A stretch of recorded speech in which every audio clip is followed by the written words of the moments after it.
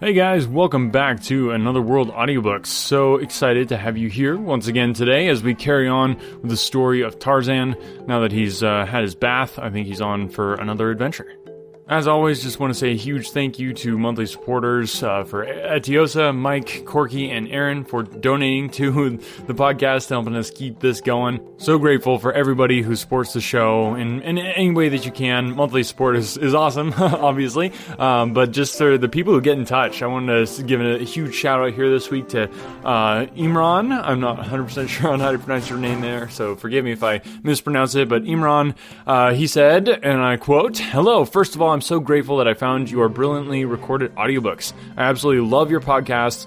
And then he was asking about suggestions and stuff. So I am just so grateful to hear from you. Imran, thank you so much for getting in touch. Glad you liked the audiobooks. Glad you liked the podcast. And thank you so much for listening and for reaching out. I went ahead and sent Imran a free audiobook. So if you want to get in touch with me, shoot an email, get in touch on social media. You know, posts on social media is super cool because not only do I get to interact with you that way, but also other people get to see it. So if you want to post on social media, chances are you'll end up getting a free audiobook as a thank you for getting in touch, but also it's just a great way to kind of spread the love and share the podcast with more people. So do that, get in touch with me. All the links to social media stuff are down in the show notes. So alright, so now without further ado, I give you chapter 13 of The Return of Tarzan.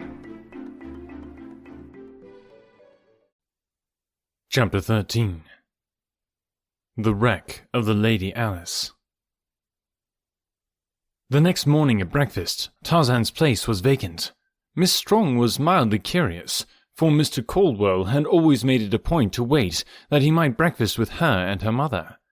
As she was sitting on deck later, Monsieur Thurin passed to exchange a half-dozen pleasant words with her.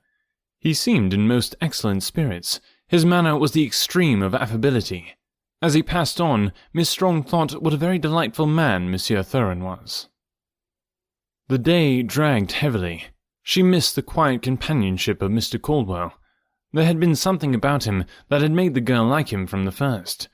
He had talked so entertainingly of the places he had seen, the peoples and their customs, the wild beasts, and he had always had a droll way of drawing striking comparisons between savage animals and civilized men that showed a considerable knowledge of the former, and a keen, though somewhat cynical estimate of the latter. When Monsieur Thurin stopped again to chat with her in the afternoon, she welcomed the break in the day's monotony, but she had begun to become seriously concerned about Mr. Caldwell's continued absence. Somehow she constantly associated it with the start she had had the night before, when the dark object fell past her port into the sea.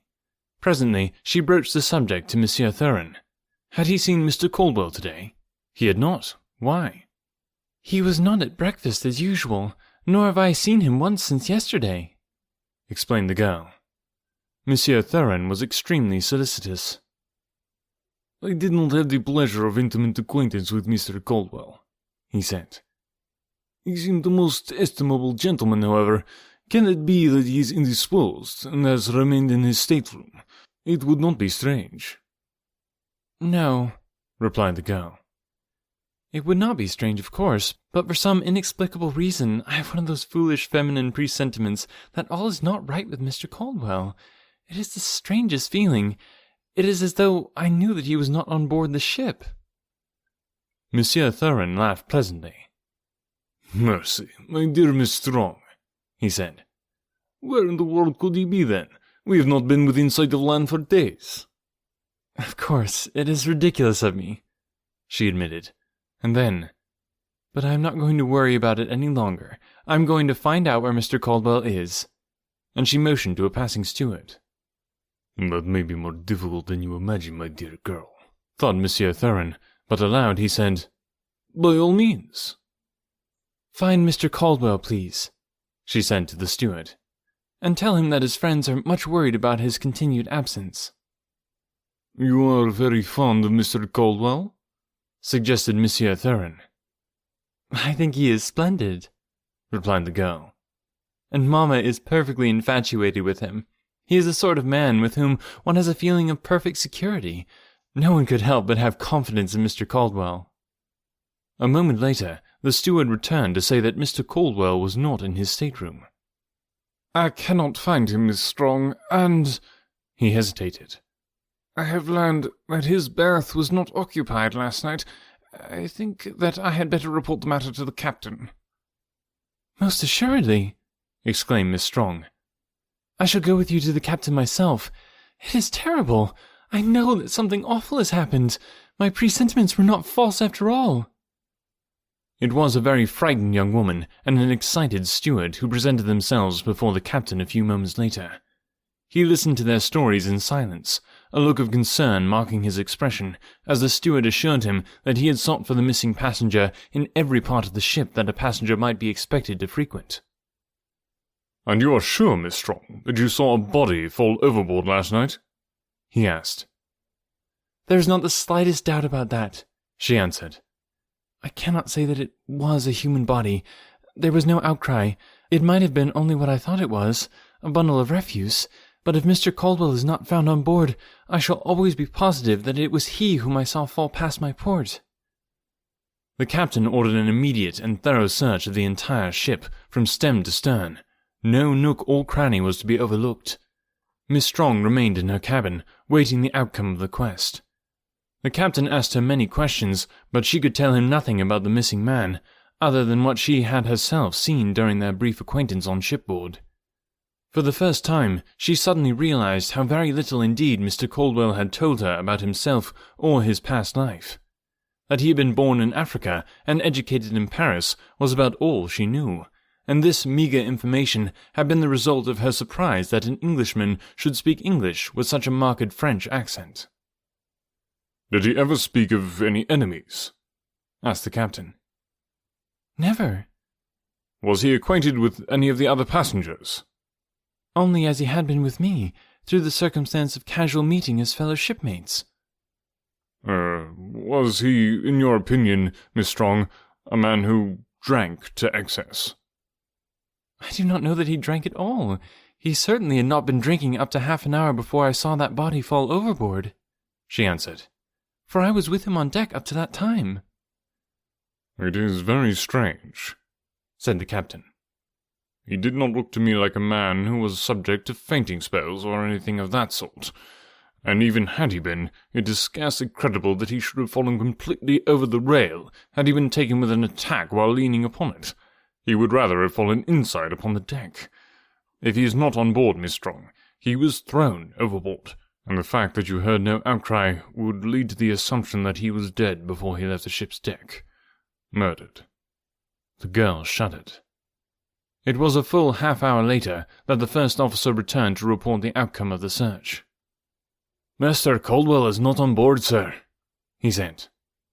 "I fear that there is something more serious than accident here, Mr. Bentley," said the captain.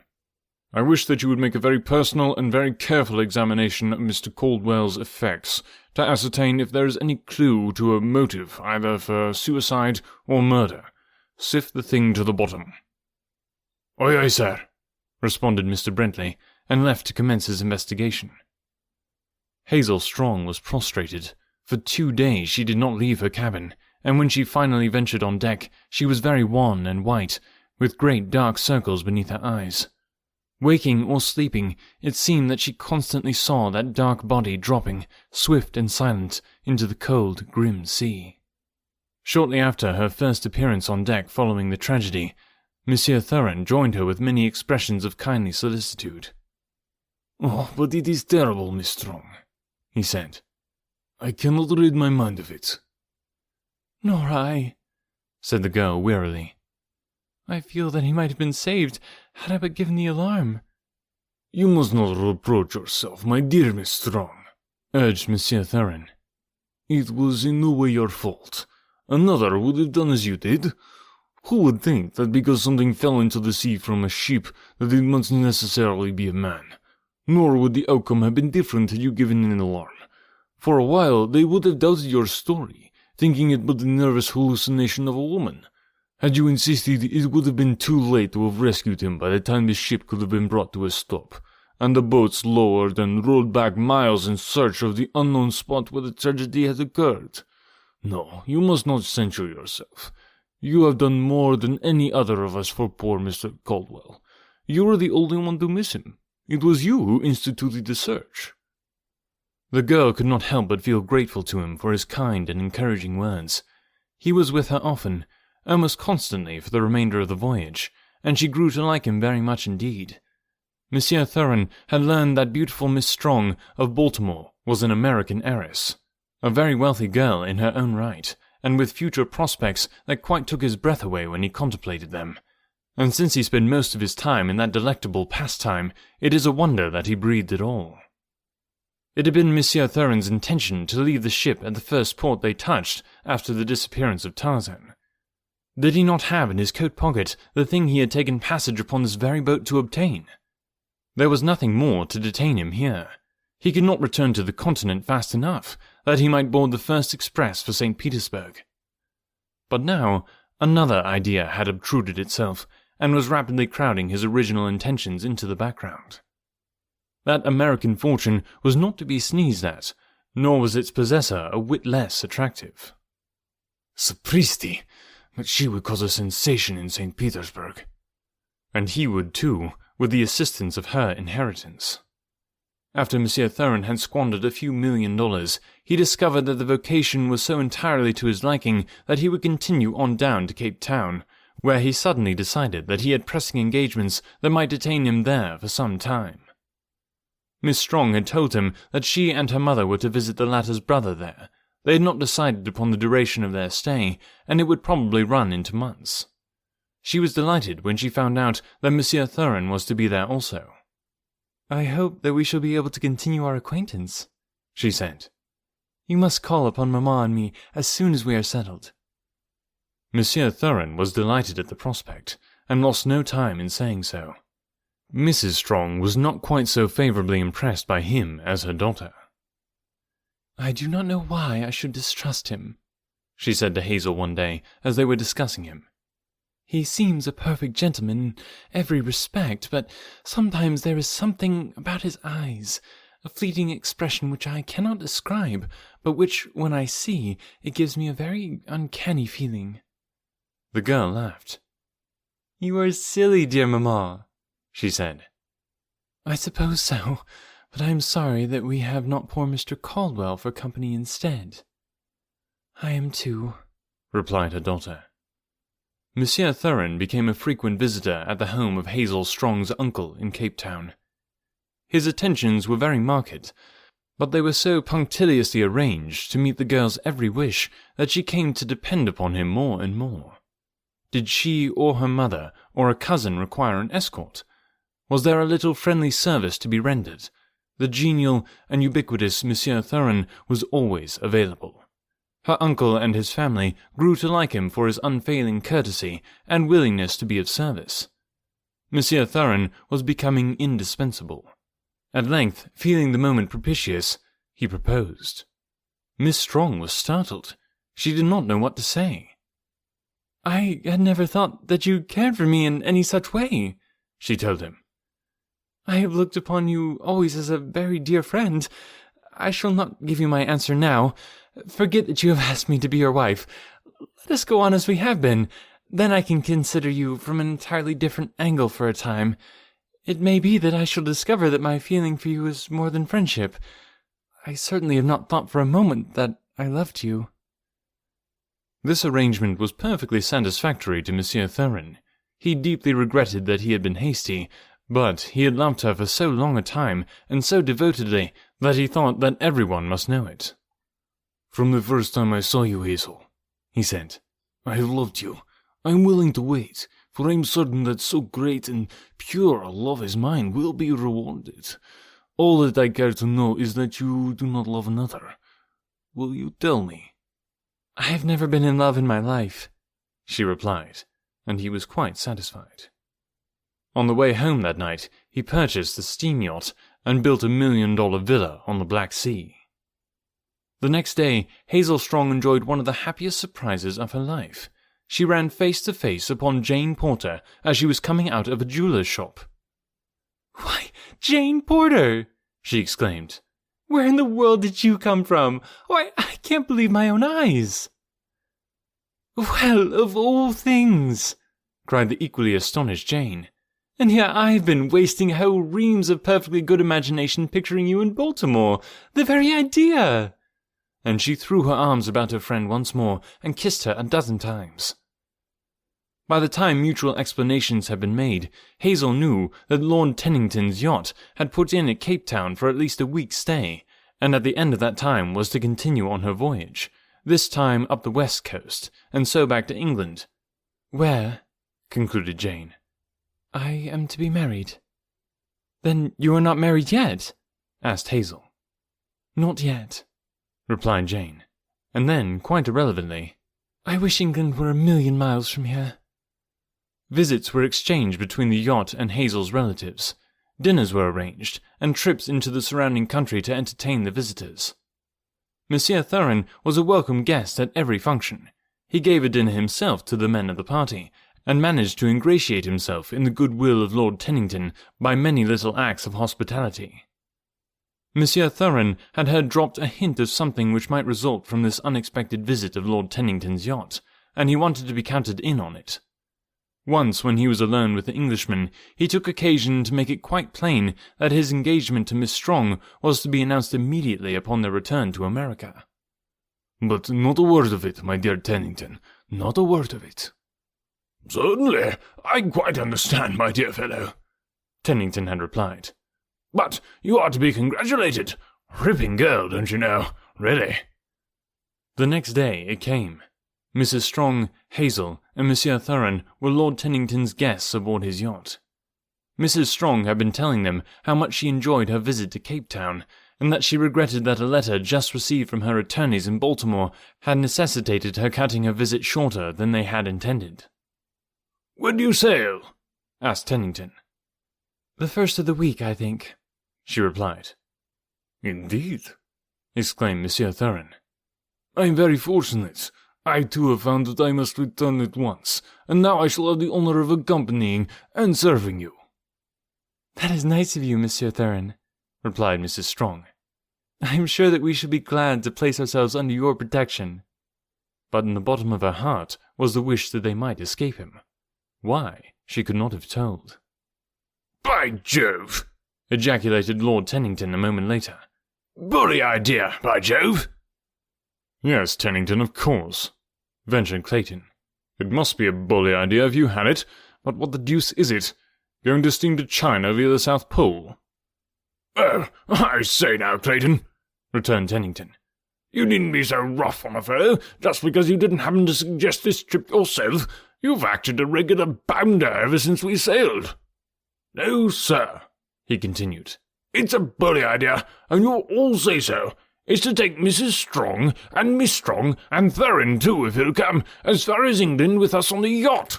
Now isn't that a corker?" "Forgive me, Tenny, old boy," cried Clayton. "It certainly is a corking idea. I never should have suspected you of it. You're quite sure it's original, are you?"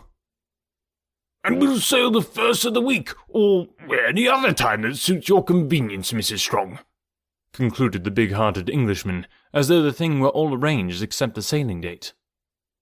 "Mercy, Lord Tennington, you haven't even given us an opportunity to thank you, much less decide whether we shall be able to accept your generous invitation," said Mrs. Strong.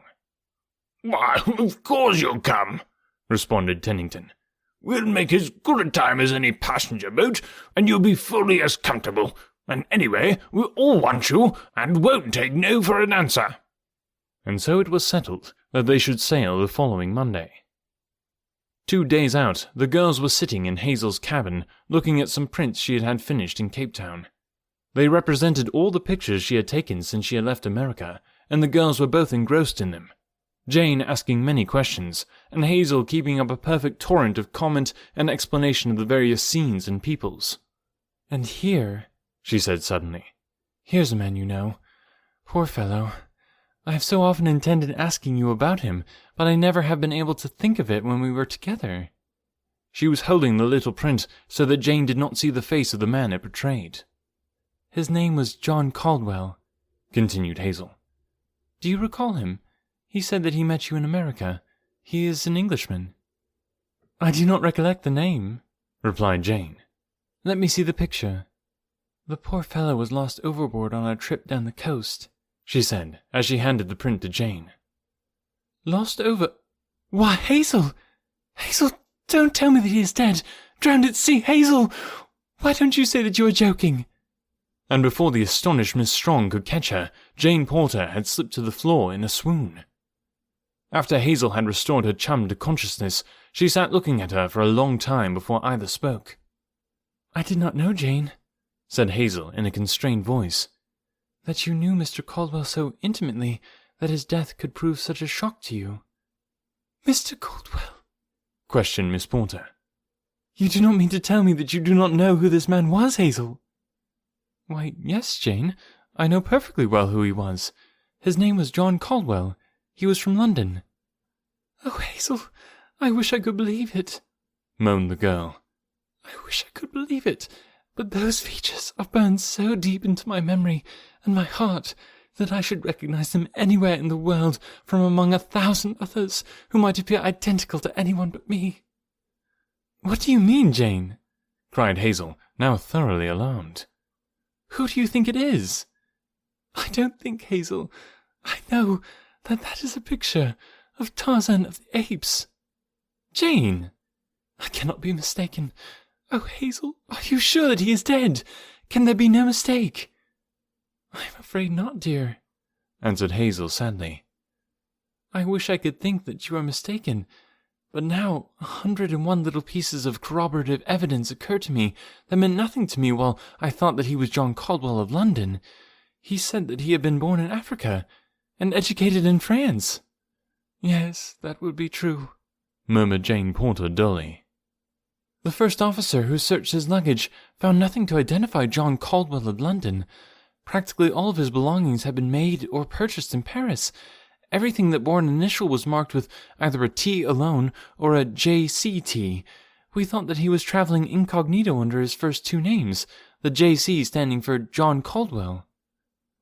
"Tarzan of the Apes took the name Jean C. Tarzan," said Jane, in the same lifeless monotone.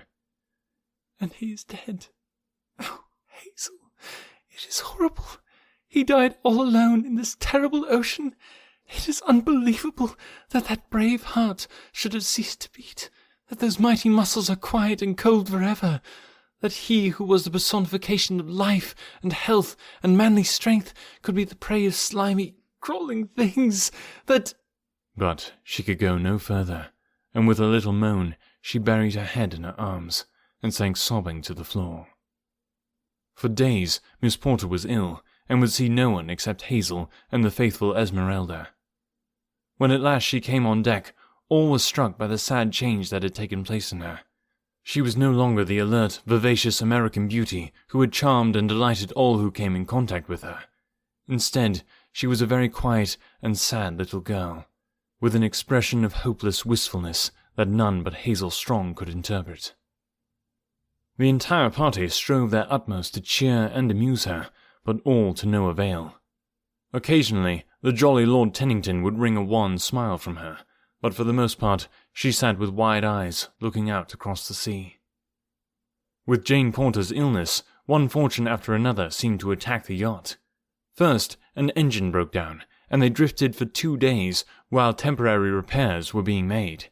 Then a squall struck them unaware, that carried overboard nearly everything above deck that was portable. Later, 2 of the seamen fell to fighting in the forecastle, with the result that one of them was badly wounded with a knife, and the other had to be put in irons. Then, to cap the climax, the mate fell overboard at night, and was drowned before help could reach him. The yacht cruised about the spot for 10 hours, but no sign of the man was seen after he disappeared from the deck into the sea. Every member of the crew and guests were gloomy and depressed after these series of misfortunes. All were apprehensive of worse to come, and this was especially true of the seamen, who recalled all sorts of terrible omens and warnings that had occurred during the early part of the voyage, and which they now could clearly translate into the precursors of some grim and terrible tragedy to come.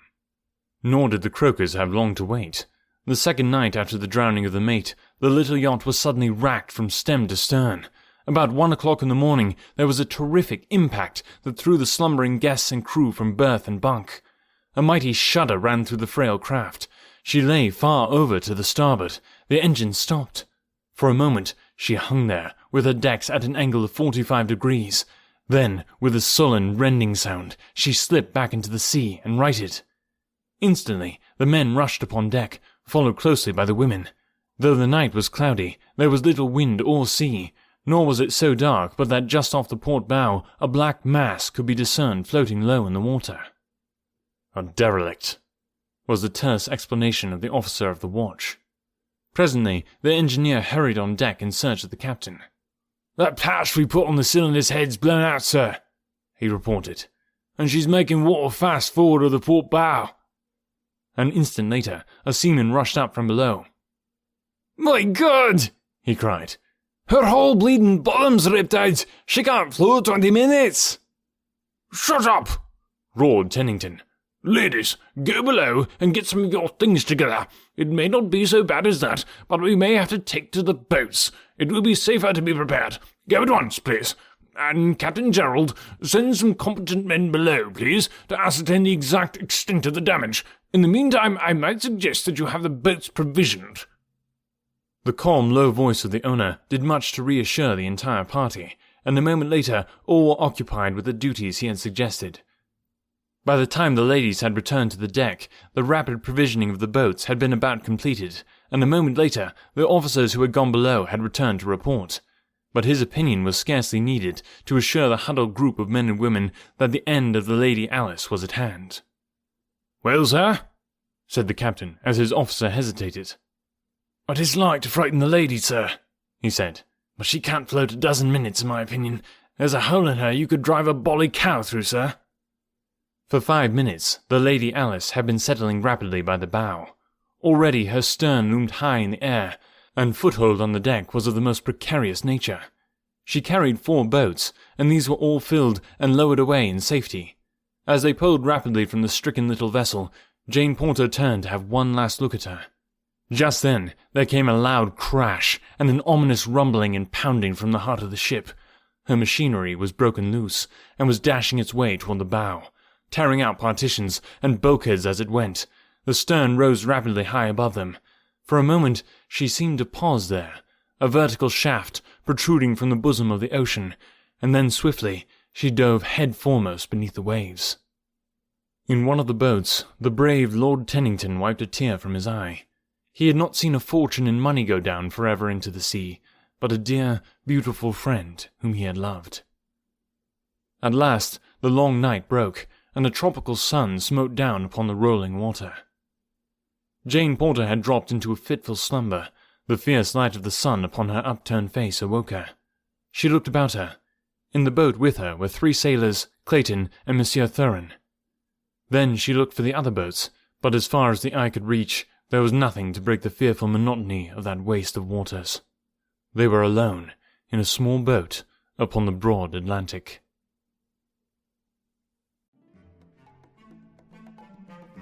Thank you guys once again for listening to the podcast. It is just such a joy to do this for you and know that you enjoy it.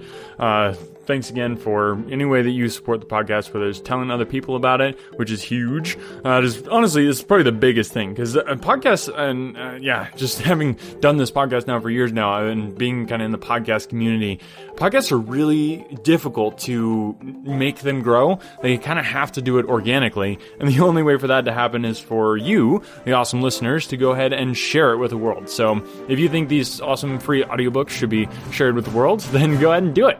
Nothing's holding you back, nothing's stopping you, and I will thank you till my dying day for helping me just grow the podcast and spread the word. Definitely go and check out anotherworldaudiobooks.com if you haven't before. I'm very proud of that website. I love all the stuff that's on there, just the options for you to support the podcast, but for me to give back to you, because there's a lot of cool merch on there. There's spots to go and check out all the past audiobooks we've done. I love the merch. Personally, I'm very happy with all that sort of thing. So go and check that out. I'd love to hear what you think of the merch, because I like it, but that doesn't really matter if you don't like it. So check out the merch, and if you have a suggestion for a piece of merch, like maybe there's I don't know, I see a lot of podcasts doing like catchphrases and stuff. I don't know that I really have one. Maybe without further ado, that would look kind of funny on a t-shirt. Or maybe not. Maybe you'd like a t-shirt without further ado on it. That would be confusing. But yeah, let me know. I'd love to hear from you guys. I'd love to throw together a shirt that might be something you guys actually enjoy. So give me some feedback. Would love to hear from you. Thank you so much for listening, and we'll catch you next week.